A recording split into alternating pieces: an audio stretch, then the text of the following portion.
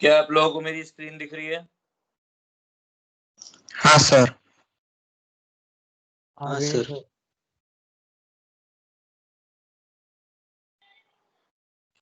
चलिए,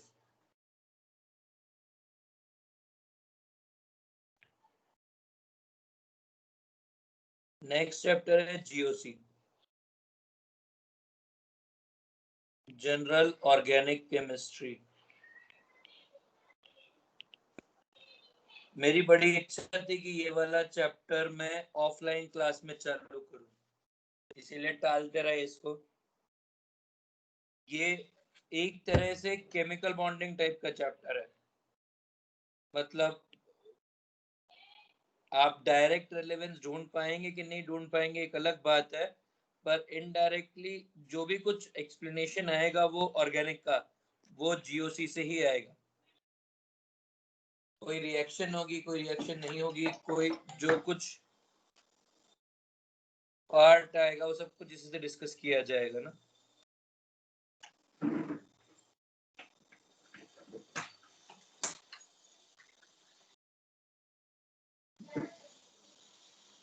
अब रट्टा नहीं है ये, ऐसा आप ये मत सोचिए कि रट्टा है, ये समझने वाला पार्ट है। जितना अच्छे से समझेंगे उतनी अच्छी आपकी ऑर्गेनिक चलेगी, ठीक है। अब देखिए, ऑर्गेनिक में अपन ने एक चीज पढ़ी है, नोमेनक्लेचर। दूसरा पढ़ते हैं कि भाई हमारे पास कोई रिएक्शन होगी, रिएक्शन होगी तो क्या होगा, कुछ बॉन्ड्स फॉर्म होंगे, कुछ बॉन्ड्स का फॉर्मेशन होगा, कुछ बॉन्ड्स का डिसोसिएशन होगा, कुछ बॉन्ड्स का फॉर्मेशन होगा, कुछ बॉन्ड्स का डिसोसिएशन होगा। हमारे लिए प्राइमरी अभी बॉन्ड डिसोसिएशन होता है, क्योंकि बॉन्ड फॉर्मेशन तो अट्रैक्टिव फोर्सेस है जो आप पहले भी पढ़ चुके हो, van der Waals forces and all. जब बॉन्ड डिसोसिएट होगा तो बॉन्ड डिसोसिएट होने के दो तरीके होते हैं, एक होता है होमोलिसिस और एक होता है हेट्रोलिसिस। होमोलिसिस क्या होगा, देखिए इसमें ये जो लिसिस होता है इसका मतलब होता है ब्रेकेज। होमो मतलब सिमिलर, हेट्रो मतलब डिसिमिलर, लाइसिस मतलब ब्रेकेज। भाई आपके पास कोई एक कंपाउंड है, मान लो CH3CH3, आपने इसको एनर्जी प्रोवाइड की और एनर्जी प्रोवाइड करने के बाद ये वाला बॉन्ड बीच से टूट गया तो ये बनेगा CH3 free radical, CH3 free radical.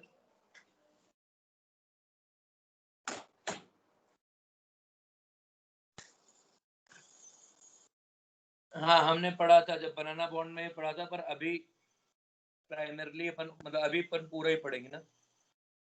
ये CH3 बनेगा, ये बॉन्ड बीच से टूटा है और ये डिसोसिएशन में आइडेंटिकल स्पीशीज बनी है, इसीलिए इसको बोलते हैं होमोलिसिस। दूसरी तरफ यदि आपके पास है CH3 आपने इसको एनर्जी प्रोवाइड की और ये वाले दोनों इलेक्ट्रॉन जो शेयर्ड पेयर ऑफ इलेक्ट्रॉन है दोनों CH3 लेके बाहर चला गया तो ये बन जाएगा CH3 प्लस और CH3 माइनस, और ये चीज होगी एक बना कटायन एक बना अनायन, इस चीज को बोलेंगे हेट्रोलिसिस। क्या बोलेंगे इस चीज को, हेट्रोलिसिस। सर बोल भाई। सर बीच में आपका आवाज चला गया था, एक बार हेट्रोलिसिस फिर से बताइए ना। हेट्रोलिसिस होता है कि जब आपके पास ये जो बॉन्ड है, इन बॉन्ड के दोनों इलेक्ट्रॉन, जो ये दो इलेक्ट्रॉन है, दोनों इलेक्ट्रॉन कोई एक ही एटम लेके चला जाए तो एक स्पीशीज जिसने इलेक्ट्रॉन लूज किया वो कटायन बन जाएगा और जिसने इलेक्ट्रॉन गेन किया वो अनायन बन जाएगा। जो कटायन बनेगा उसको कार्बोकटायन बोलेंगे और जो अनायन बनेगा उसको कार्बो अनायन बोलेंगे। और ये तीन चीजें कौन कौन सी? Carbocation, carbon free radical and carbo anion, इन तीनों को अपन लोग बोलते हैं रिएक्शन इंटरमीडिएट।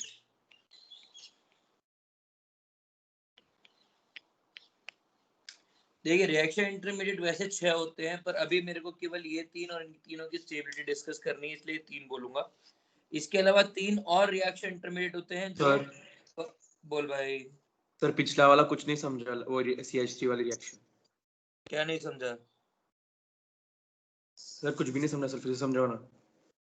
कोई बात नहीं, थोड़ी देर बाद बात कर लेंगे उसके ऊपर वापस।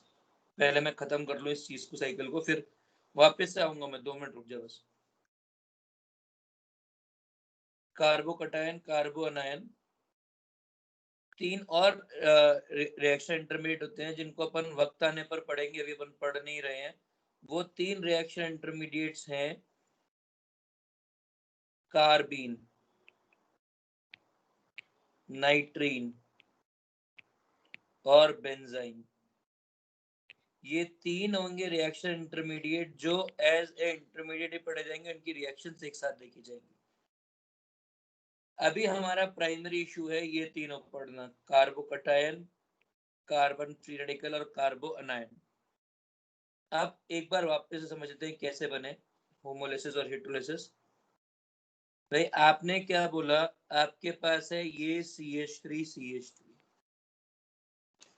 ये रिएक्ट करेगा, तो सीधी सी बात है कुछ बॉन्ड टूटेंगे कुछ बॉन्ड बनेंगे। यदि ये बॉन्ड, ये जो शेयर्ड पेयर ऑफ इलेक्ट्रॉन है, ये बीच में से टूट गया, तो ये बनेगा CH3 फ्री रेडिकल और CH3 फ्री रेडिकल, क्योंकि इसके पास भी ये इलेक्ट्रॉन अनपेयर्ड होगा, ये इलेक्ट्रॉन इसके पास भी ये इलेक्ट्रॉन अनपेयर्ड होगा, तो इसको बोलेंगे CH3 फ्री रेडिकल, मतलब कार्बन फ्री रेडिकल। CH3 अब बॉन्ड टूटते वक्त यदि दोनों इलेक्ट्रॉन CH3 के साथ चले गए तो ये बनेगा CH3 प्लस और CH3 माइनस। पर डिपेंड करता है कंडीशन में आप कैसे बॉन्ड तोड़ पा रहे हो। तो यदि ये कार्बोकटायन, यदि ये प्लस बनेगा तो इसको बोलेंगे कार्बोकटायन, और जो माइनस बनेगा इसको बोलेंगे कार्बो अनायन। मानस क्लियर है कि कोई दिक्कत है? ये बता अभी। सर क्लियर है। पहले क्या नहीं समझा था? सर बोल भाई। सर ये जो ब्रेकेज का टाइप होता है ये रैंडम होता है या फिर रिएक्शन पर डिपेंड करता है? यार ये बहुत सारी चीजों पर डिपेंड करता है, वही बहुत सारी चीजें अपने को पढ़नी है। मतलब बॉन्ड कैसे बनेगा कैसे टूटेगा, इस ये बहुत सारी चीजों पे डिपेंड करेगा। कंपाउंड कौन सा है, कंपाउंड क्या चाहता है, बॉन्ड टूटेगा भी कि नहीं टूटेगा, वो एक अलग टाइप का पूरा, मतलब वो आएगा यार, अभी तो अपन ने चालू किया है, वो समझेगा आपको वक्त के साथ साथ। तो अपने पास टोटल ये 3 रिएक्शन इंटरमीडिएट हो गए, कौन कौन से? एक हुआ कार्बोकटायन, एक हुआ कार्बो अनायन, नहीं, एक हुआ कार्बन फ्री रेडिकल और एक हुआ कार्बो अनायन। ये 3 टाइप का इंटरमीडिएट हुआ। अगर इन तीनों कंपेयर करते हैं, सबसे पहले इनका फॉर्मूला या रिप्रेजेंटेशन, CH3 प्लस CH3 एक बिंदु, CH3 माइनस। हाइब्रिडाइजेशन बताइए, CH3 प्लस का हाइब्रिडाइजेशन क्या होगा? sp2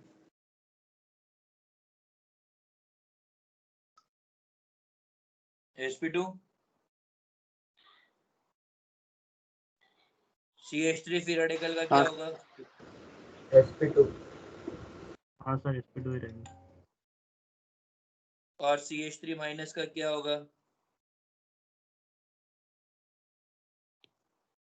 sp3। CH3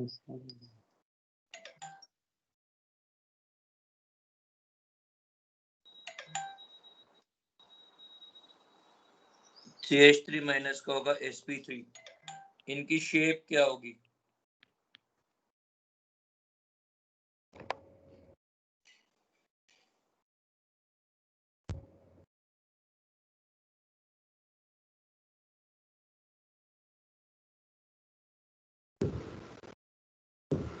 triangular planar.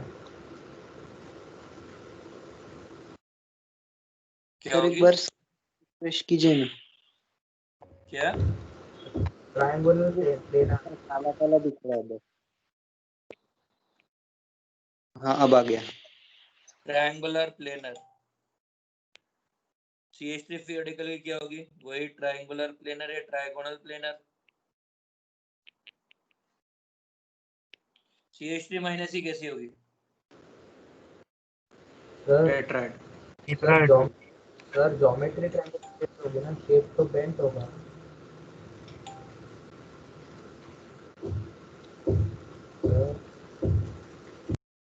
बोलो। सर ज्योमेट्री ट्रायंगुलर प्लेनर होगी ना, शेप तो बेंट होगा। अबे यार क्या बात कर रहा है? 3 बॉन्ड है ट्रायंगुलर प्लेनर के, sp2 है ना वो।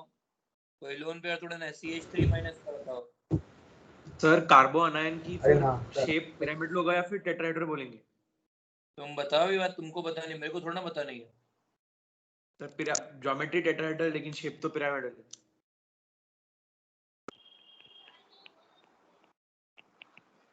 पिरामिडल। ठीक है। मैग्नेटिक बिहेवियर कैसा होगा इसका? पैरामैग्नेटिक या डायमैग्नेटिक?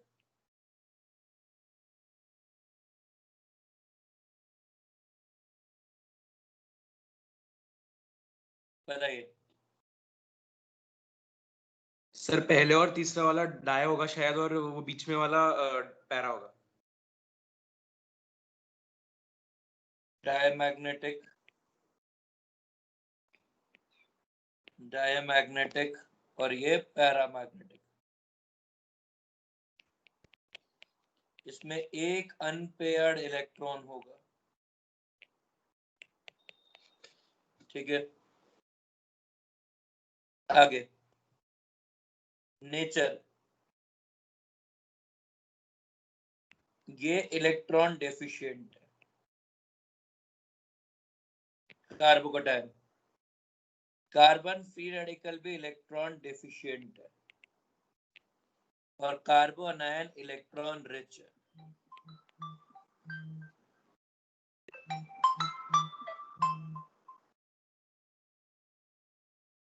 हेलो,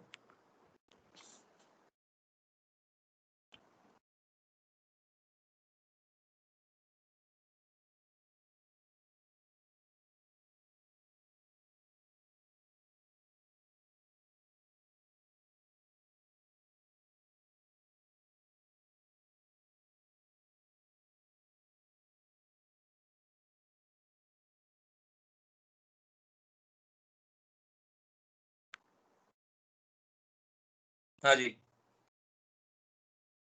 तो ये इलेक्ट्रॉन रिच है, दोनों इलेक्ट्रॉन डिफिशिएंट है। अब यदि मैं इनकी बात करूं, इनको स्टेबलाइजेशन कौन लेके आएगा? देखिए, अब अक्सर बच्चों को एक डाउट होता है कि ये इलेक्ट्रॉन डेफिशिएंट है, कैटायन को नहीं समझ गया। Carbon free radical electron deficient क्यों है? सर क्योंकि अगर उसको CH4 का ये लगेगा ना स्टेट, एक्स्ट्रा इलेक्ट्रॉन लगेगा, अगर वो चलेगा तो फिर उसका चार्ज ये पॉजिटिव आ जाएगा, उसके लिए है क्या? नहीं, ये इसलिए है क्योंकि हर एटम ऑक्टेट कंप्लीट करने की तरफ जाएगा, तो इसकी भी डिमांड ऑक्टेट कंप्लीट करने की ही रहती है। ठीक है, और CH3 इलेक्ट्रॉन रिच क्यों है? वो इलेक्ट्रॉन सफिशिएंट जैसा क्यों नहीं है?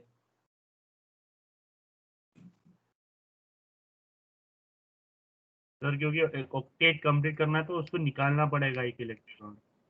नहीं नहीं, सर अरे स्टेबल ऑक्टेट होने के लिए नहीं, सुनो। ज्यादा इलेक्ट्रॉन। ये वैसे इसका ऑक्टेट पूरा है, वैसे इसका इलेक्ट्रॉन पूरा है, और इलेक्ट्रॉन पूरा होने के बाद कार्बन की इलेक्ट्रोनेगेटिविटी इतनी कम है कि वो इलेक्ट्रोनेगेटिविटी नेगेटिव चार्ज को होल्ड नहीं कर सकती, इसीलिए वो इलेक्ट्रॉन रिच है।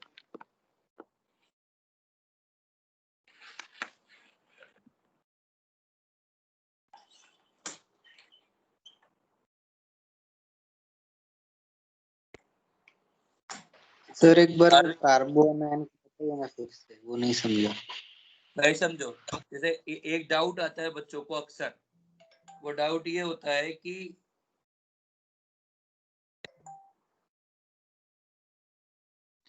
ये जो कार्बन है, ये कार्बन sp2 है, इसमें 7 इलेक्ट्रॉन है, इसमें कोई चार्ज नहीं है, तो ये इलेक्ट्रॉन डिफिशिएंट क्यों है? तो अपन ये बात बोलते हैं कि भाई ये इलेक्ट्रॉन डिफिशिएंट इसलिए है क्योंकि इसका ऑक्टेट पूरा नहीं है, इस कार्बन का। यहाँ पे CH3 माइनस है, CH3 माइनस का ऑक्टेट कंप्लीट है, तो ये इलेक्ट्रॉन डिफिशिएंट है और ये इलेक्ट्रॉन रिच, तो इलेक्ट्रॉन सफिशिएंसी वाला केस नहीं आएगा क्या? अक्सर बच्चों को ये डाउट होता है, ठीक है। तो हम लोग ये बोलते हैं कि भाई समझो, ये चीज की इलेक्ट्रॉन रिच क्यों बोला जा रहा है इसको, वो इस बात पर डिपेंड करता है कि कार्बन का बिहेवियर कैसा है।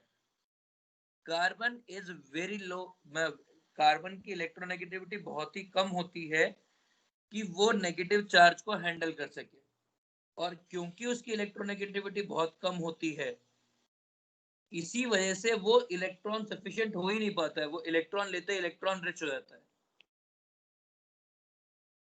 Are we clear? सर मतलब उसके पास जो इलेक्ट्रॉन उसको मिला है वो उसे पकड़ के नहीं रख सकता, इसलिए वो इलेक्ट्रॉन रिच है, वो उसके लिए एक ज्यादा जैसा है ना? एग्जैक्टली ये ऐसा है कि भाई किसी को बोला, किसी जैसे आपने बोला कि आपको भूख लगी है, ठीक है, आपको भूख लगी है, आपने कहा कि मुझे कोई खाना है, और आपके सर के ऊपर 1 टन खाना डाल दिया गया कि बोला खा लो, पता लगा खाते खाते इंसान निकल लिया, मतलब सर के ऊपर पड़ने से इंसान निकल लिया, ये वैसा है, समझा?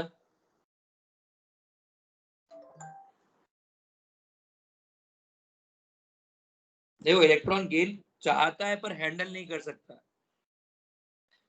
अब आता है नेचर, तो आ गया, अब आएगा कि इनको स्टेबलाइज कौन करेगा। Stabilization by carbocation electron rich है, तो यदि कोई इसको इलेक्ट्रॉन डोनेट करेगा तो वो स्टेबलाइज करेगा। Stabilization by electron donating group,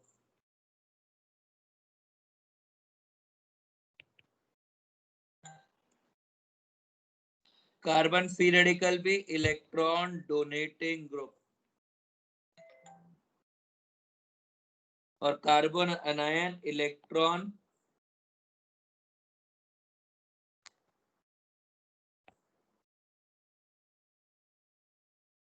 withdrawing group.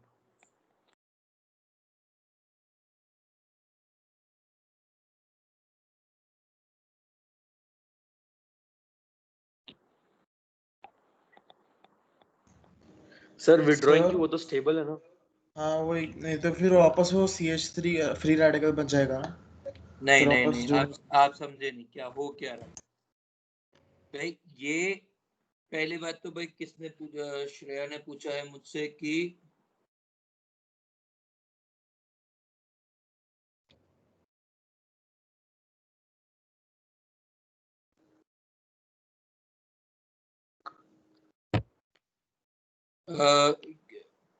ये carbon free radical electron deficient क्यों है? देखो वो इलेक्ट्रॉन डिफिशिएंट इसलिए है कि कार्बन अपना ऑक्टेट पूरा करना चाहता है, हर एटम अपना ऑक्टेट पूरा करना चाहता है, इसका ऑक्टेट पूरा हुआ नहीं, इसीलिए वो अनस्टेबल है। CH3 माइनस इलेक्ट्रॉन रिच है इसलिए अनस्टेबल है, बिल्कुल यार अनस्टेबल है। कोई भी चीज जिसके चारों बॉन्ड नहीं बने, मतलब आप लोन पेयर है, क्या कार्बन अपने लोन पेयर हैंडल कर सकता है? क्या वो नेगेटिव चार्ज हैंडल कर सकता है? नहीं कर सकता है, ये वैसा है। और जब रिएक्टिविटी की बात आएगी ना, तो ये सबसे ज्यादा रिएक्टिव रेंज में जाएगा कार्बन आयन, ठीक है। दूसरा ये जो है कि भाई electron donating group, electron donating group, electron withdrawing group, तो कार्बोकैटायन में पॉजिटिव चार्ज है, उसको थोड़ा सा इलेक्ट्रॉन देंगे तो वो थोड़ा सा स्टेबलाइज हो जाएगा। फ्री रेडिकल के साथ भी ऐसा ही होगा। कार्बो अनायन के केस में क्या होगा, वो इलेक्ट्रॉन रिच है, तो जो इलेक्ट्रॉन विड्रॉइंग ग्रुप होगा ना, वो उससे पार्शियली इलेक्ट्रॉन खींचेगा। मतलब ऐसा है कि समझते हैं, ये हैं आप,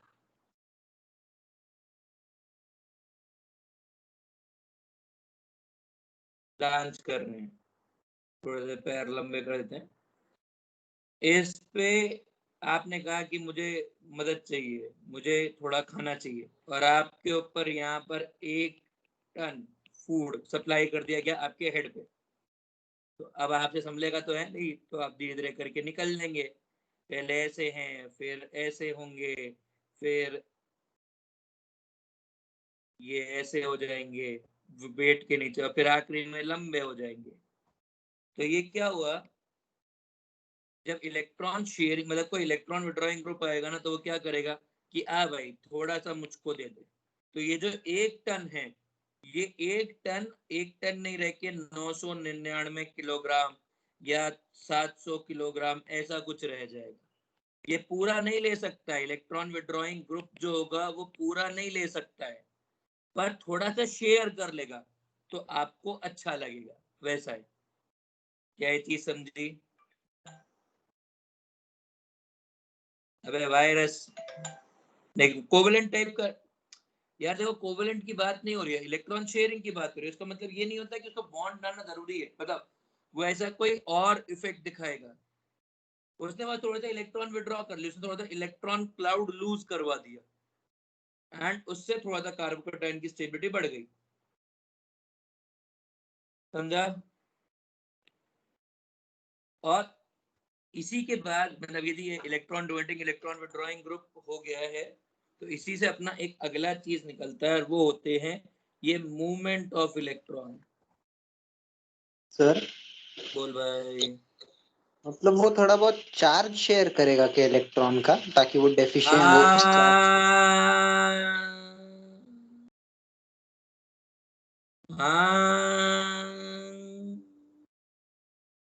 इलेक्ट्रॉन डिस्प्लेसमेंट इफेक्ट,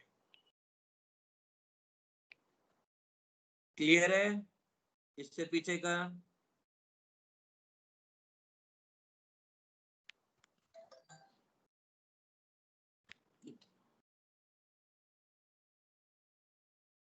हाँ, योगा करवाता हूँ, रुक जा, कल आई हो तू।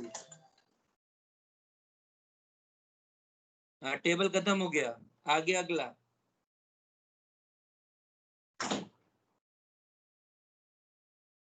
हाँ, तो इलेक्ट्रॉन डिस्प्लेसमेंट इफेक्ट ये है कि कोई ग्रुप इलेक्ट्रॉन विड्रॉइंग है कि इलेक्ट्रॉन डोनेटिंग है, वो इससे समझेगा।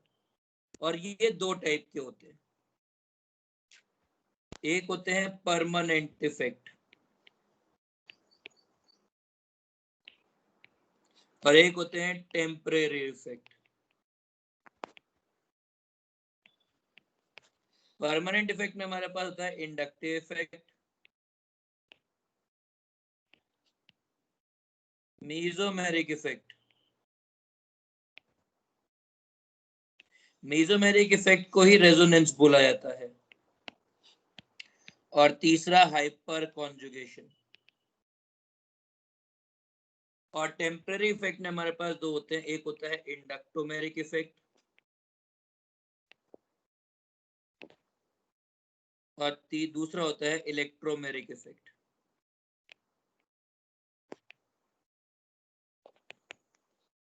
ठीक है?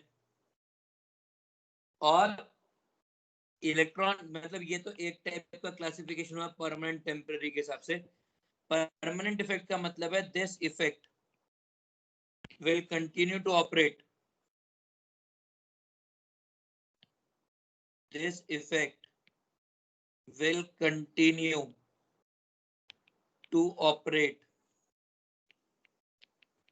till species exist.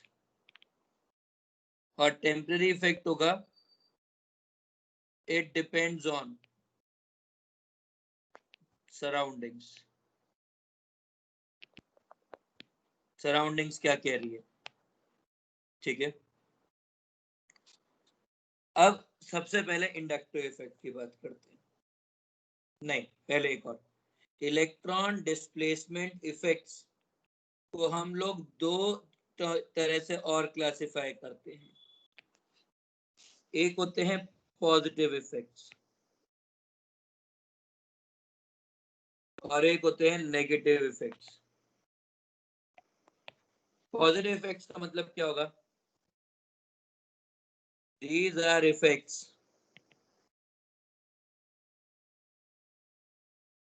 in which a group supplies electron to carbon system. Or negative effects, these are effects in which group withdraws electron from carbon system. तो basically जब भी कभी नेगेटिव इफेक्ट लगेगा तो वो इलेक्ट्रॉन विड्रॉइंग ग्रुप होगा, और जब भी कभी इलेक्ट्रॉन डोनेट होगा तो वो इलेक्ट्रॉन डोनेटिंग ग्रुप होगा, ठीक है। और इलेक्ट्रॉन डोनेटिंग ग्रुप में देखिए जितने भी इफेक्ट्स हैं अपने तीनों, मतलब तीनों परमानेंट, मतलब इंडक्टिव, मेसोमेरिक और हाइपर कॉन्जुगेशन, उसी के हिसाब से पॉजिटिव आएगा plus I plus M and plus H, plus inductive plus mesomeric plus hyper conjugation, और नेगेटिव इफेक्ट में आएगा minus I minus M and minus H, minus inductive minus mesomeric minus hyper conjugation. अब जरा inductive effect को discuss करते हैं, और यहाँ से एग्जैक्टली समझने वाला पार्ट। बोल भाई।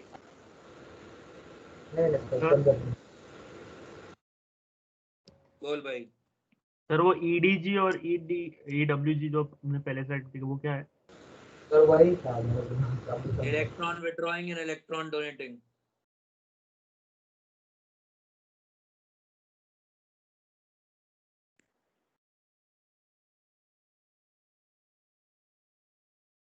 ये रहा EDG, EDG, EWG। अब बात करते हैं इंडक्टिव इफेक्ट। देखिए इंडक्टिव इफेक्ट क्या है, और इसी से अपने को समझना चालू होगा कि अपन इतनी देर से बकवास क्या कर रहे हैं। समझिए, it is sigma bond polarisation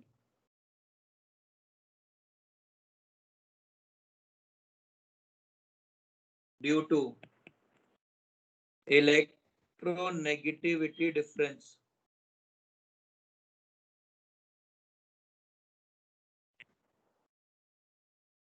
between two atoms forming a bond. Between two atoms forming a bond. ठीक है, जरा समझिए क्या बात हो रही है। आपके पास एटम है ए और बी, एंड हम बोल रहे हैं कि electronegativity of B is more than electronegativity of A. तो ये जो सिग्मा बॉन्ड इलेक्ट्रॉन्स हैं ये टुवर्ड्स बी रहेंगे क्योंकि बी इसको अट्रैक्ट करेगा। तो बी के ऊपर डेल्टा नेगेटिव चार्ज होगा और ए के ऊपर डेल्टा पॉजिटिव चार्ज होगा। ये जो movement of sigma bond electrons हो रहा है, ये जो movement of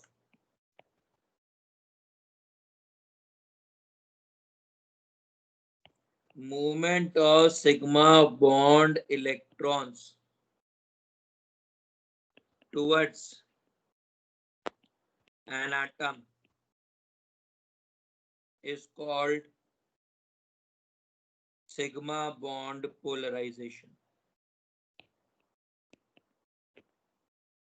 Is called sigma bond polarization. समझा? सर ये डाइपोल मोमेंट जैसा ही आपने वो बोला था ना, वैसे एग्जैक्टली डायपोल ही है। पर डायपोल को अपन है ना, जब अपन एप्लीकेशन की तरफ पढ़ना चालू करते हैं तो फिर उसका नाम इंडक्टिव हो जाता है। वैसा है, मतलब कि बोल सकते हो कि स्पेसिफिक टाइप का डायपोल इंटरेक्शन पढ़ने की कोशिश कर रहे हैं, या एक स्पेसिफिक एप्लीकेशन ऑफ डायपोल पढ़ने की कोशिश कर रहे हैं, नॉट टाइप। ठीक है। अब इंडक्टिव इफेक्ट में ये तो हो गया पोलराइजेशन और टाइप कैसा है। इसके बाद होता है properties of inductive effect.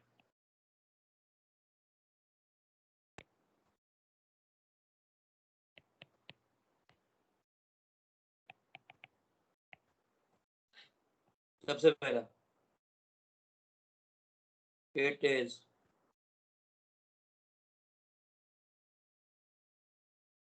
Distance dependent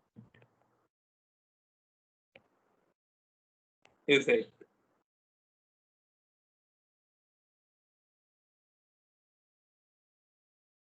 मतलब operates better when closer. Second, the effect becomes zero after 3 carbon atoms. 3 carbon atom के बाद इसका इफेक्ट जीरो हो जाता है। तीसरा,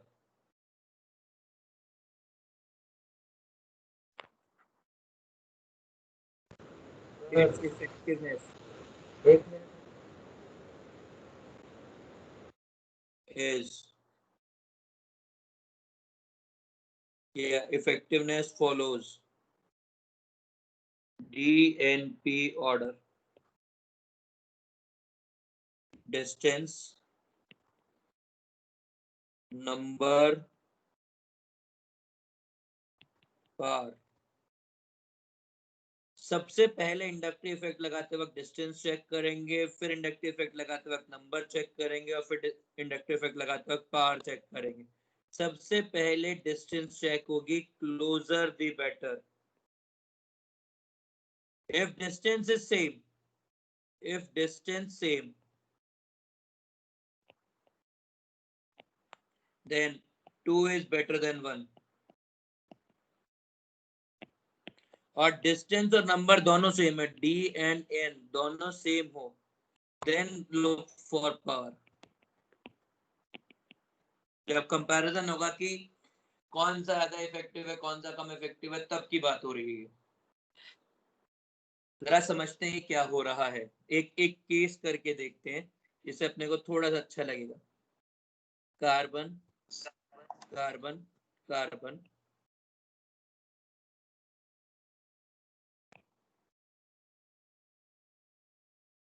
नहीं ये G है,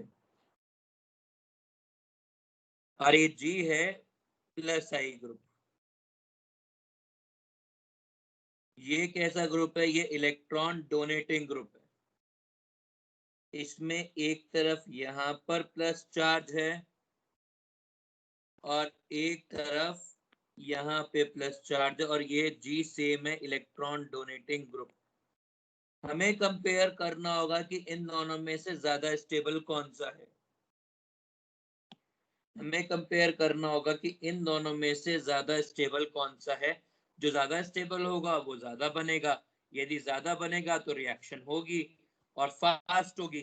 तो अब आपको बता, यही जजमेंट लेना है कि इन दोनों में से कौन ज्यादा स्टेबल है। तो कौन सा ज्यादा स्टेबल है? पहला वाला ज्यादा स्टेबल है, क्योंकि ये ग्रुप कार्बोकटायन के क्लोजर है। अपने को इफेक्ट यहाँ लगा के देखना है। Are we clear?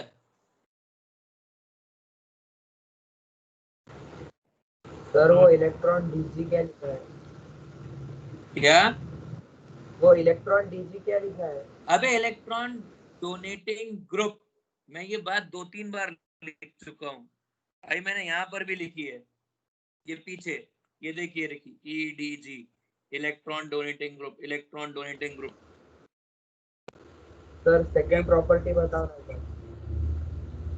अरे पहले एक तो समझ ले, पहले एक समझना नहीं है, सीधा सेकंड में पहुंच जा, चांद पर पहुंचेगा सीधा। पहले चलना सीख, उसके बाद चांद पे चलेंगे रॉकेट पर बैठ के दोनों। पहले ये चीज सर समझ ले। हाँ सर फर्स्ट सेकंड से बड़ा है, मतलब उसमें इंडक्टिव इफेक्ट ज्यादा होगा ना दूसरे से।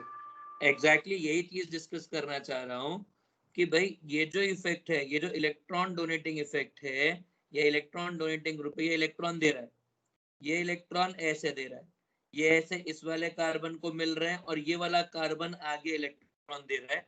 तो इसमें इस कार्बोकैटायन में थोड़ा सा स्टेबलाइजेशन आ रहा है। ये पास से लग रहा है और ये दूर से लग रहा है कि भाई इलेक्ट्रॉन डोनेटिंग ग्रुप है, ये इलेक्ट्रॉन डोनेटिंग ग्रुप कार्बन को इलेक्ट्रॉन दे रहा है, ये वाला कार्बन आगे वाले कार्बन को दे रहा है, और ये वाला कार्बन इसके आगे वाले कार्बन को इलेक्ट्रॉन डोनेट कर रहा है। पर क्योंकि यहाँ पे डिस्टेंस ज्यादा है,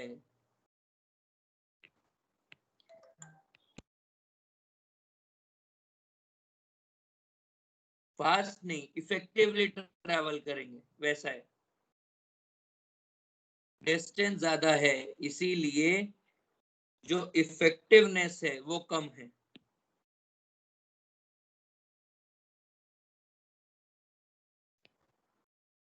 और इफेक्टिवनेस कम होने की वजह से इसकी स्टेबिलिटी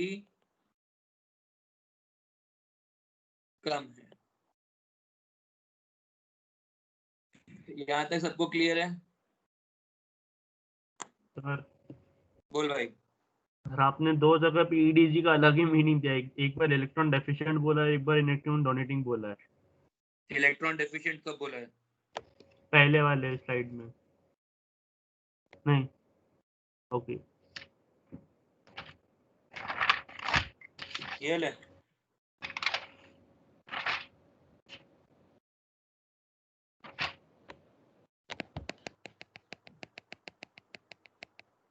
मिल गया? हाँ सर ठीक।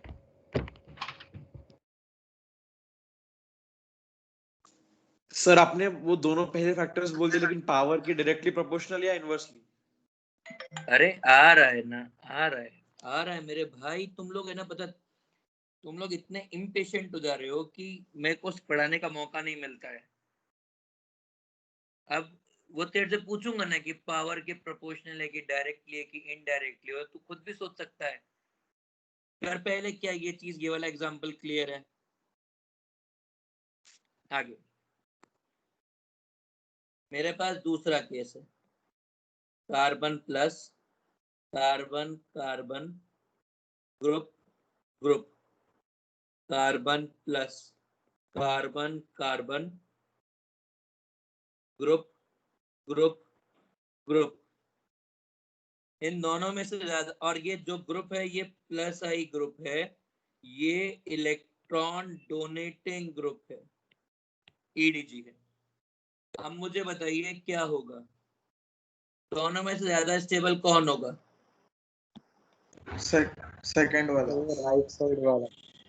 क्यों होगा? नंबर ज्यादा है। नंबर ज्यादा है। बिल्कुल सही, ज्यादा वो है। ज्यादा इलेक्ट्रॉन डोनेट करेगा तो इसकी स्टेबिलिटी ज्यादा आएगी।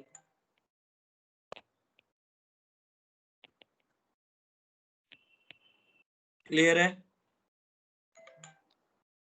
एक और केस करके देख लेते हैं, सी प्लस सी जी, सी प्लस सी सी जी जी, दोनों में से ज्यादा स्टेबल कौन है? फर्स्ट वाला, क्यों? क्योंकि डिस्टेंस जो है वो ज्यादा बड़ा फैक्टर है नंबर से। एग्जैक्टली तो ये पास से इलेक्ट्रॉन दे रहा है तो ज्यादा इलेक्ट्रॉन दे पाएगा, ये दूर से इलेक्ट्रॉन दे रहा है, ये दूर से इलेक्ट्रॉन दे रहे हैं तो कम इलेक्ट्रॉन दे पाएंगे, इसीलिए ये ज्यादा स्टेबल है। देखो इंडक्टिव इफेक्ट में कितना इलेक्ट्रॉन मूव करता है, मतलब इलेक्ट्रॉन जो मूवमेंट होता है ना, ये बहुत ही पार्शियल होता है, डेल्टा डेल्टा मूवमेंट टाइप होता है, इसीलिए डिस्टेंस सबसे पावरफुल इफेक्ट हमेशा रहेगा।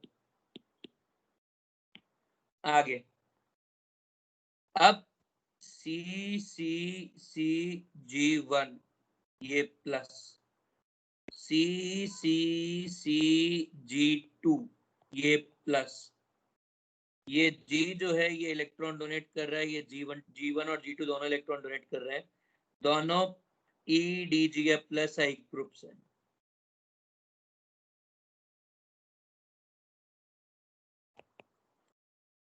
और मैं आपको बता रहा हूं कि जो पावर है या स्ट्रेंथ है of G2 is more then G1।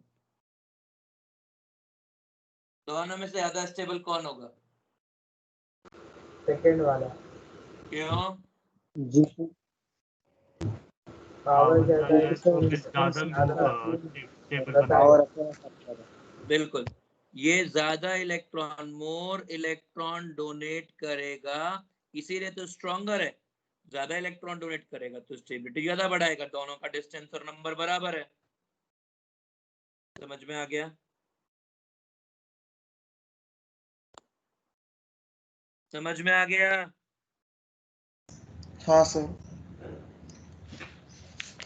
आगे T plus T G1, C plus G C G2 G2। और मैं आपको बता रहा हूं कि जो स्ट्रेंथ ऑर्डर है वो G2 का G1 से ज्यादा है। ज्यादा स्टेबल कौन होगा? फर्स्ट वाला। फर्स्ट वाला होगा। क्यों? क्योंकि प्राइमरी फैक्टर डिस्टेंस है। देखो कभी कभी है ना, बच्चों को लगता है सर ऐसा क्या है डिस्टेंस के अंदर कि आप सब कुछ नेग्लेक्ट मार देते हो। जरा समझते हैं एक बार डिस्टेंस को भी। सी सी सी सी, ये यहाँ पे जी है। देखो ये सिग्मा बॉन्ड का मूवमेंट बहुत ही पार्शियल होता है। तो हम मान लेते हैं कि एवरी सिग्मा बॉन्ड जो है केवल 5% चार्ज ट्रांसफर कर सकता है। तो यदि इसने इलेक्ट्रॉन पुश किए तो इसके ऊपर चार्ज आएगा 0.05। ये 0.05 आगे इलेक्ट्रॉन ट्रांसफर करेगा तो ये आएगा 0.05 इंटू 0.05 चार्ज। और ये भी 0.05 आएगा तो इसके ऊपर आएगा 0.05 इंटू 0.05 का स्क्वायर। ठीक है, अब मान लो कि आपने एक वीकर ग्रुप लिया, तो सी सी जी, और लेट्स से ये जो आइटम है ये वाला आइटम 0.03 चार्ज देता है या 0.02 देता है, तो इसको मिला 0.02 और इसको मिल जाएगा 0.02 का स्क्वायर। तो इफेक्टिवली ये वाली वैल्यू ज्यादा होगी। इसीलिए यदि मैं सेम सब्जेक्ट ये वाला है, इसके ऊपर अपन स्टडी करने वाले हैं, तो इवन दो ये ग्रुप कमजोर है, ये G1 है, ये G2 है, ये G1 है, और G1 से ज्यादा स्ट्रॉन्गर ग्रुप है G2, बट क्योंकि ये पास है तो इसीलिए इसका इम्पैक्ट ज्यादा लग पा रहा है। Are we clear? सर मतलब डिस्टेंस एक्सपोनेंशियली बढ़ता क्या? भाई परसेंटेज के अंदर होगा। मान ले कि मैंने 5% तो बहुत बड़ी बात बोल दी। इंडक्टिव इफेक्ट होता है 1% 2% वाला, तो हर बॉन्ड के साथ 1% 2% वाला चलेगा।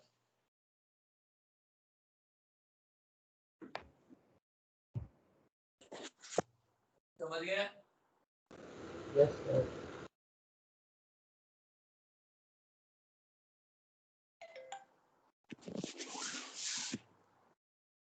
आगे ये तो एक हुआ। मान लो मेरे पास माइनस ग्रुप है, नेगेटिव है, C माइनस C, और यहाँ पर आपने ग्रुप लगा दिया G, यहाँ पे लगा दिया अपन ने ग्रुप W, और यहाँ पे C माइनस C W। दोनों में से ज्यादा स्टेबल कौन होगा? सर पहले सर वाला। डब्ल्यू क्या है? W यहाँ पे इलेक्ट्रॉन विड्रॉइंग ग्रुप है। सर लेफ्ट साइड का ज्यादा होगा स्टेबल। लेफ्ट साइड का ज्यादा होगा। क्यों?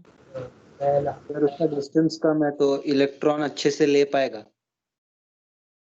बिल्कुल सही। C minus C W, C minus C W दोनों में से ज्यादा स्टेबल कौन है? सेकंड वाला, क्यों? क्योंकि ये लोड नंबर ज्यादा है। अब यहाँ मतलब तुमको पूरा नंबर DNP वाला समझ गया, ये चीज क्लियर है? अब आगे समझो, एक इफेक्ट और देखते हैं, C minus C G, C minus C दोनों में से ज्यादा स्टेबल कौन है? सर दोनों भी नहीं है, 3 कार्बन आ गए तो इफेक्ट 0 हो जाएगा। एग्जैक्टली ये दोनों नियरली स्टेबल है, मतलब यदि अपने को बोलना पड़ेगा तो ऐसा बोल लेंगे कि this is slightly more stable. Sorry GW लगा देते हैं। दिस इज स्लाइटली, मतलब स्लाइटली मतलब इनफाइनिटेसिमली, मतलब केवल कंपेयर करने के अंदर बात की जाए थ्योरेटिकली, तो theoretically this is more stable और practically both are equally stable. क्योंकि देखो ये W है, ये जो भी कुछ इफेक्ट लगा रहा है बहुत ही कम है। मैं इसने इससे इलेक्ट्रॉन खींचे, इसके ऊपर डेल्टा नेगेटिव, इसके ऊपर डेल्टा डेल्टा नेगेटिव, इसके ऊपर डेल्टा डेल्टा डेल्टा नेगेटिव, और इसके ऊपर कोई इम्पैक्ट नहीं है। क्योंकि डिस्टेंस जैसे ही बढ़ेगी वैसे ही वो परसेंटेजेस कम होते चले जाएंगे और वो दैट विल टेंड टू 0, इसीलिए इसके ऊपर कोई नेट इफेक्ट नहीं आ रहा होगा। Are we clear? सर मतलब वो जो बीच के 3 कार्बन है उनका इफेक्ट 0 हो जाएगा क्या? हाँ, वो इतना दूर है कि कोई इफेक्ट लगा नहीं पाएगा। ये वैसा सर है कि मतलब वो जैसे 2%, क्या हुआ?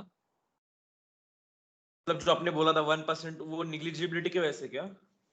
हाँ बिल्कुल, जैसे मान ले कि मैंने यहाँ से अभी मैं एयर ब्लो करता हूँ ऐसे ऐसे मुंह से, मैंने एयर ब्लो की, आप तक आंधी आई क्या? हेलो? नहीं सर। No sir. तो वैसा ही है कि भाई अब मैं इतनी दूर हूँ कि मैं फूंक मार रहा हूँ नहीं मार रहा हूँ, कोई फर्क नहीं पड़ रहा है।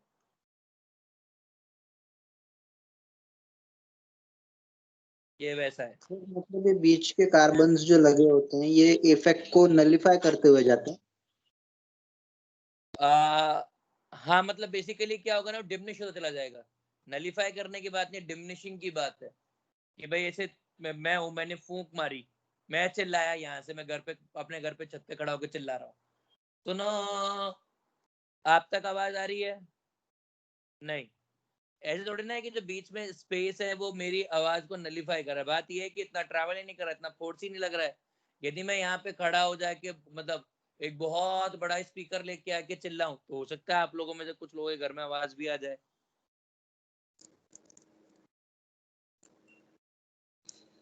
ठीक है, सर और वो उसके अप्रोक्सीमेटली इक्वल क्यों है जो राइट साइड वाला है? क्योंकि यार इफेक्ट लग ही नहीं रहा है। जब दोनों का इफेक्ट नहीं लग रहा है तो बात ही खत्म हो गई।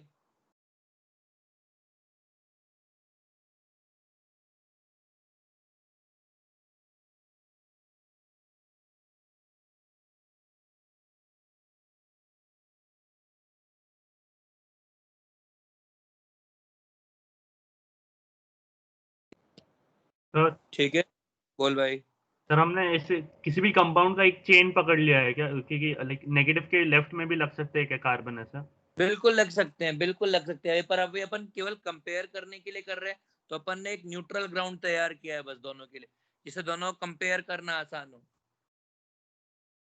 वही बात है, कंपैरिजन में अपन को एक चीज लेके चलते हैं कि भाई क्या कंपेयर करना है। ठीक है, यहाँ तक क्लियर है? तो ये 3 नंबर। अब यदि आपको किसी भी प्रॉपर्टी में डाउट है इंडक्टिव की तो बताइए, फिर अपन आगे बढ़ेंगे। सर हाइड्रोजन का इंडक्टिव इफेक्ट 0 होता है क्या? क्या हुआ? हाइड्रोजन का इंडक्टिव इफेक्ट 0 होगा? हाँ अभी मैं वो बताऊंगा। देखो अब यहाँ पे अपन थोड़ा सा और बात करते हैं, ये कोई ग्रुप प्लस आई होगा कि माइनस आई होगा, इसका रेफरेंस एटम होता है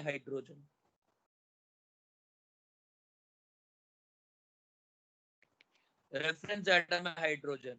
यदि कोई group donates more electron than hydrogen or withdraws less electron than hydrogen, then that group is plus I group. H का इफेक्ट 0 होता है। और यदि कोई group donates less electron than hydrogen and withdraws more electrons than hydrogen, then that group is minus I group. क्या ये चीज clear है?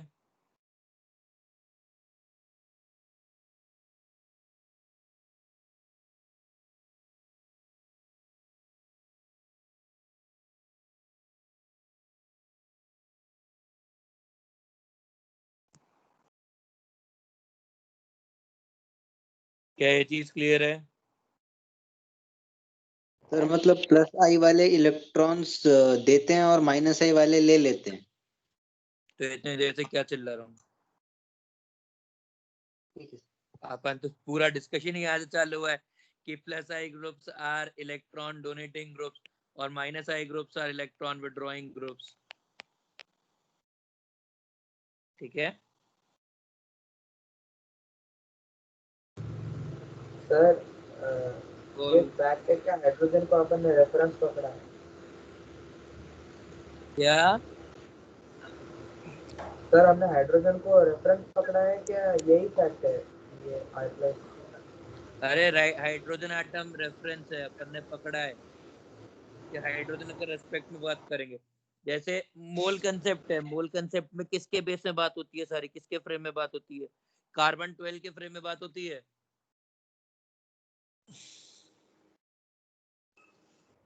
तो वो यूनिवर्सली वैसे ही रेफरेंस पकड़ा है ऐसा? हाँ ठीक है, अब बात करते हैं सर कि इलेक्ट्रॉन। बोल भाई। सर एक डाउट था कि वो सीरीज लिमिट का मतलब क्या है एटॉमिक स्ट्रक्चर में? तू बता। सर मतलब ऐसे एक था कि series limit of Balmer series, मतलब क्या है इसका? तू बता। Last line. Exactly, first line या लास्ट लाइन, ये दोनों तो लिमिटिंग होती है।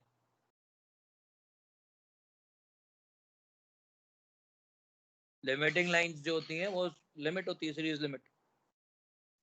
Okay sir. आगे सर आपने मॉड्यूल में कोई इलेक्ट्रिकल वाला भी मॉडल दिया था, उस पर भी क्वेश्चन आते हैं?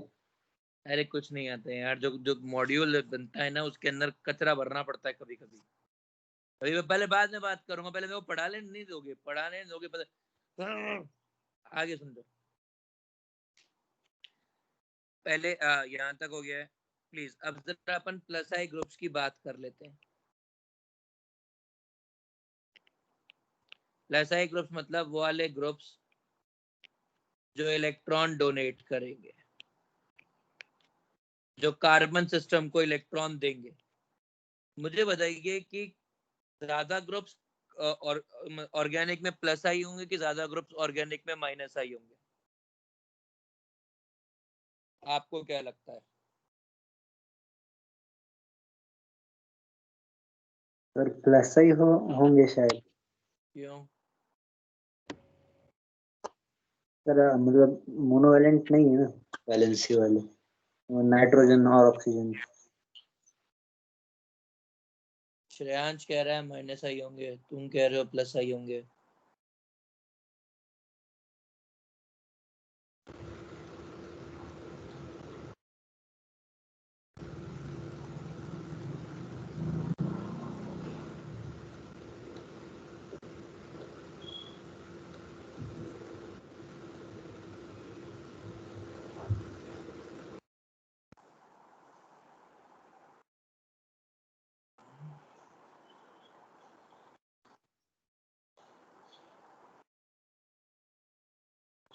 बताओ भाई, ज्यादा ग्रुप प्लस आई होंगे कि माइनस आई होंगे? सर प्लस ही होंगे। प्लस ही होने चाहिए ना सर। क्यों? और सर अभी जैसे सुमित ने बोला, ज्यादा जैसे ऑक्सीजन नाइट्रोजन ये सब नॉर्मल एलिमेंट्स बैलेंस ही एक से ज्यादा होती है ना उनकी। अच्छा एक बात तो वैसे पूछ रहा हूँ, आपको इंडक्टिव इफेक्ट क्यों लग रहा है?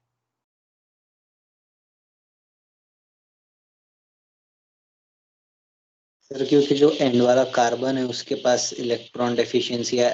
नहीं, इलेक्ट्रॉन क्योंकि कोई एक एटम है जो इलेक्ट्रॉन डोनेट कर सकता है क्योंकि उसकी इलेक्ट्रोनेगेटिविटी कम है। हाँ या ना? हाँ सर। और यदि इलेक्ट्रोनेगेटिविटी कम है और हाइड्रोजन जो है वो रेफरेंस है, मतलब हाइड्रोजन 0 है, तो जो कोई जिस किसी की इलेक्ट्रोनेगेटिविटी हाइड्रोजन से कम होगी वो इलेक्ट्रॉन डोनेट करेगा, प्लस आई की तरह। हाँ या ना? हाँ सर। हाँ सर। तो भाई साहब ये बताओ, हाइड्रोजन से कम इलेक्ट्रोनेगेटिव एटम कितने होते हैं पूरे ज्यादा ऑर्गेनिक नहीं में? है, ज्यादा नहीं है। एक भी नहीं है भाई। आप समझो, आप ऑर्गेनिक केमिस्ट्री में आपने पूरा नॉमेनक्लेचर पढ़ा है। कौन कौन से कम एटम होते हैं? Carbon, hydrogen, oxygen, nitrogen, sulphur, fluorine, chlorine, bromine, phosphorus. Phosphorus, बस। आयोडीन। आयोडीन। आप सोच, फॉस्फोरस और हाइड्रोजन बराबर होते हैं नियरली 2.0 2.0 2.1 के आसपास दोनों। Oxygen 3.5, nitrogen 3, sulphur 2.8, fluorine 4, chlorine 3, bromine 2.8, iodine 2.7, carbon 2.48 और हाइड्रोजन कितना है? वो है 2.1। सर सल्फर 2.5 था ना? यार सल्फर 2.5 थी, के ले सल्फर 2.5 ले ले। ठीक है, तो अब ये बताओ भाई, कार हाइड्रोजन इज 2.1, तो ये सब तो हाइड्रोजन से ज्यादा इलेक्ट्रोनेगेटिव है। और यदि हाइड्रोजन से ज्यादा इलेक्ट्रोनेगेटिव है तो इनको क्या इलेक्ट्रॉन डोनेट करने चाहिए कि इलेक्ट्रॉन विड्रॉ करने चाहिए? विथड्रॉ करेंगे। विड्रॉ। यदि विड्रॉ करेंगे तो इलेक्ट्रॉन डोनेटिंग बनेगा कौन? कार्बन। इलेक्ट्रॉन डोनेटिंग बनते हैं ऑन कंडीशंस, वरना अधिकतर ग्रुप इलेक्ट्रॉन विड्रॉइंग ही होते हैं।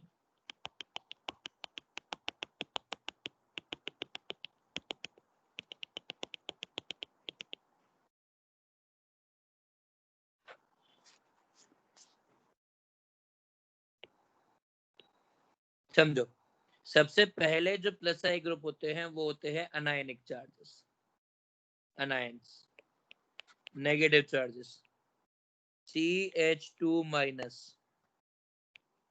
NH minus, O minus, C double bond O minus. समझना, ये नेगेटिव चार्ज जो कार्बन पर है, ये नेगेटिव चार्ज ये सिग्मा बॉन्ड के इलेक्ट्रॉन्स को रिपेल करेगा, और क्योंकि ये सिग्मा बॉन्ड के इलेक्ट्रॉन्स को रिपेल करेगा तो ये किसी ना किसी को जो यदि ग्रुप है तो इसको मिल जाएंगे। वैसे ये नाइट्रोजन है, ये नाइट्रोजन भी सिग्मा बॉन्ड के इलेक्ट्रॉन्स को रिपेल करेगा, तो यहाँ पर जो ग्रुप होगा उसको इलेक्ट्रॉन मिल जाएंगे। ये जो अपन सिंगल ऐसे दिखाते हैं ना, इसको बोलते हैं फ्री वैलेंसी। ठीक है, तो ये यहाँ पर आपने ग्रुप लगाया होगा, ऑक्सीजन नेगेटिव, नेगेटिव चार्ज को रिपेल करेगा, मतलब इलेक्ट्रॉन्स को रिपेल करेगा, और यहाँ पे ये O नेगेटिव है, ये भी इलेक्ट्रॉन्स को रिपेल करेगा। तो अब ये हुए सारे के सारे माइनस, ये हुए प्लस आई ग्रुप, और इनमें स्ट्रॉन्गेस्ट है CH3, फिर है NH, फिर है O माइनस। ये क्यों है? क्योंकि इसकी इलेक्ट्रोनेगेटिविटी ऑफ कार्बन जो है वो लेस है, इसीलिए ये इलेक्ट्रॉन्स का रिपेल ज्यादा करता है। नाइट्रोजन की इलेक्ट्रोनेगेटिविटी थोड़ी सी ज्यादा है,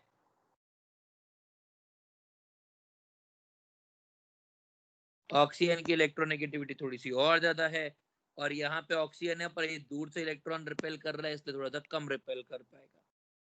क्या ये चीज क्लियर है? सर बोल भाई। तो आपने लिखा CH2 है, बोलते CH3 लिखा, तो कौन सा है वो? अरे CH2 ही है, वो फ्री वैलेंसी है ना वो। ओके।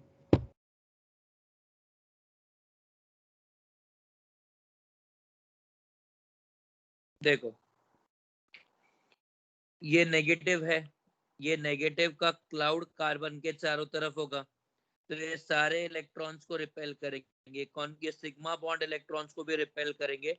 सिग्मा बॉन्ड इलेक्ट्रॉन्स को रिपेल करेंगे तो ये इस ग्रुप को इलेक्ट्रॉन्स मिल जाएंगे। तो बेसिकली ऐसा नहीं कि डोनेट कर रहा है, पर पॉइंट ये है कि ये इलेक्ट्रॉन्स को रिपेल कर रहा है, इसीलिए इस ग्रुप को इलेक्ट्रॉन मिल रहे हैं जो भी आपको चाहिए थे। ये NH भी ऐसे नेगेटिव है, इलेक्ट्रॉन रिपेल कर रहा है, O भी नेगेटिव इलेक्ट्रॉन रिपेल कर रहा है, ये O नेगेटिव रिपेल कर रहा है। अब रिपल्शन भी कौन ज्यादा करेगा? जिसकी इलेक्ट्रोनेगेटिविटी कम होगी। तो इस वाले कार्बन की इलेक्ट्रोनेगेटिविटी कम है तो ज्यादा रिपेल करेगा, इसकी इलेक्ट्रोनेगेटिविटी ज्यादा है तो ये कम रिपेल करेगा, इसकी इलेक्ट्रोनेगेटिविटी और ज्यादा है तो ये और कम रिपेल करेगा, और इसकी इलेक्ट्रोनेगेटिविटी ज्यादा होने के अलावा ये दूर भी है तो ये और कम रिपेल करेगा। क्लियर है? सर ऐसे ग्रुप्स तो और भी कंपाउंड्स के साथ बना, एलिमेंट्स के साथ बना सकते हैं ना? बिल्कुल बना सकते हैं, पर अभी अपने को उनको डिस्कस नहीं करने की इच्छा है। आपका मन करे पीएच के साथ बनाओ, आपका मन करे एसएच के साथ बनाओ, इसके साथ बनाओ, मुझे कोई दिक्कत नहीं है उससे। ठीक है, इसके बाद ये तो हुआ अनायंस के अंदर। इसके बाद आते हैं न्यूट्रल एटम में, और न्यूट्रल एटम में सबसे अच्छी होती है CH3। जरा समझना, कार्बन की इलेक्ट्रोनेगेटिविटी कितनी है? 2.48, और हाइड्रोजन की इलेक्ट्रोनेगेटिविटी कितनी है? 2.1, 2.1, 2.1। तो अभी कार्बन इज मोर इलेक्ट्रोनेगेटिव, तो ये सिग्मा बॉन्ड का इलेक्ट्रॉन टुवर्ड्स कार्बन मूव करेगा, और ये वाला कार्बन जो होगा ये डेल्टा नेगेटिव हो जाएगा। बट प्रॉब्लम क्या है? But electronegativity of carbon is too less to handle delta negative charge. Therefore, it starts donating electrons more than hydrogen. तो ये जो डेल्टा नेगेटिव ऑफ कार्बन है ये और ताकत से इलेक्ट्रॉन आगे देने लगेगा, और ये एक प्लस आई ग्रुप बन जाएगा। ये क्या बन जाएगा? एक प्लस आई ग्रुप बन जाएगा। तो अब न्यूट्रल एटम्स में सबसे स्ट्रॉन्गेस्ट ग्रुप होता है CH3, CH3, CH3। इसके बाद होता है CH3, CH, CH3, फिर होता है CH3, CH2, फिर होता है CH3, फिर होता है CD, नहीं सॉरी, फिर होता है T, D और H।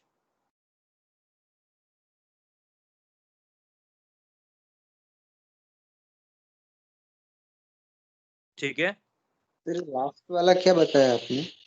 देखो यहाँ पर क्या हो रहा है, जरा CH3 होल थ्राइस एक बार समझते हैं, फिर आगे बढ़ेंगे।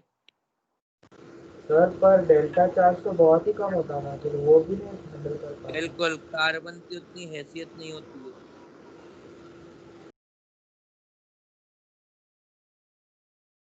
भाई ये कार्बन है, अब ये CH3 is better electron supplier than hydrogen, तो ये ज्यादा इलेक्ट्रॉन डोनेट करेगा हाइड्रोजन के मुकाबले। तो अब ये वाला कार्बन पे डेल्टा नेगेटिव जो होगा वो और ज्यादा होगा, तो ये और ताकत से भेजेगा, ये वैसा है, तो ये बेटर डोनर बन जाएगा। अब जितने CH3 होंगे जितने ज्यादा CH3 होंगे उतना बेटर ग्रुप। तो यहाँ पे 3 CH3 है, यहाँ पे 2 CH3 है, यहाँ पर 1 CH3 है, यहाँ पर एक खुद अकेला CH3 है। और अब बात आती है TDH की, तो CT बॉन्ड, CD बॉन्ड और CH बॉन्ड, ये जो बॉन्ड लेंथ होती है, ये वाला बॉन्ड शॉर्टेस्ट बॉन्ड होता है,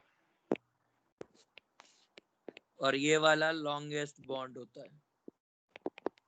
ठीक है, तो अब T, D और H ये तीनों आइसोटोप्स हैं।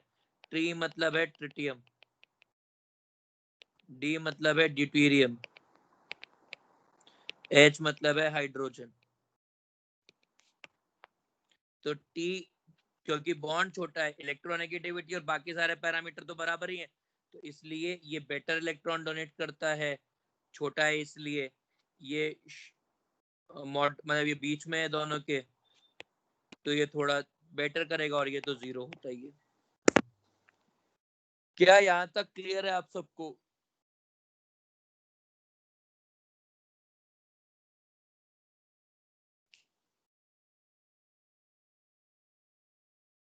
क्या यहाँ तक क्लियर है आप सबको? Yes sir. सर लेकिन बीच में से वो आइसोटोप्स कहाँ से आया? आइसोटोप्स कहाँ से है मतलब हम कुछ अलग ही बात करे थे और फिर बीच में वो आइसोटोप्स कहाँ से आ गया? भाई ऐसा भी तो हो सकता है कि तेरे को कंपेयर करना हो कि कौन सा ज्यादा स्टेबल है, CD3CH मतलब CD3 माइनस ज्यादा स्टेबल है या CD प्लस स्टेबल है कि CH3 प्लस ज्यादा स्टेबल है।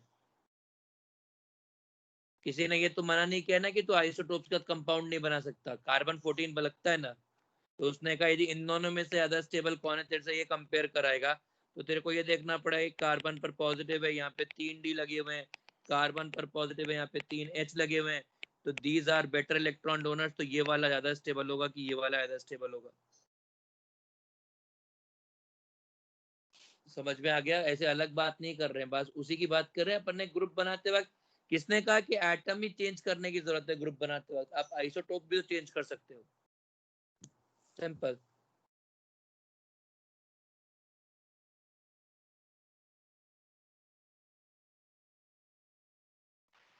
सर वो क्लियर फिर है? बीच वाले कार्बन में C14 लगाने पर भी कोई चेंज नहीं आएगा?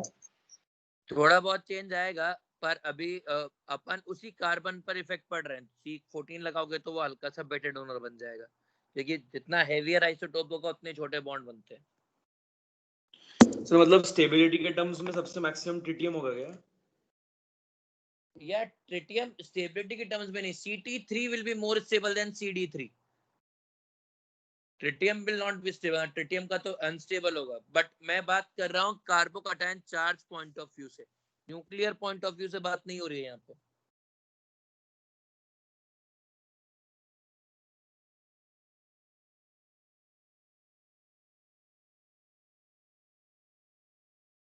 ठीक है हाँ सर। सर बोलो। सर जो I+ में ऊपर अपन ने कंपेयर किया तो वो डोनेटिंग पावर का था ना? बिल्कुल, अपन सिर्फ डोनेटिंग पावर ही कंपेयर कर रहे हैं और कुछ कंपेयर नहीं कर रहे हैं। ठीक। ठीक है साहब, तो अब मेरा नम्र निवेदन है कि कृपया थोड़ा सा केमिकल बॉन्डिंग रिवाइज करिएगा, और नेक्स्ट क्लास में अपन लोग मिलेंगे और अपन आगे का पढ़ेंगे, और आगे का पढ़ के फिर देखेंगे। आज डेट क्या है सर? 13 जन सर।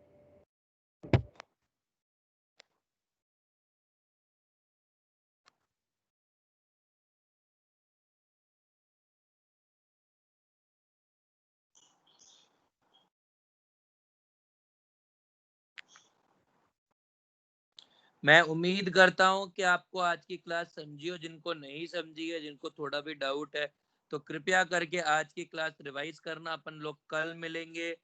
अभी जो 2-4 अभी थोड़ा सा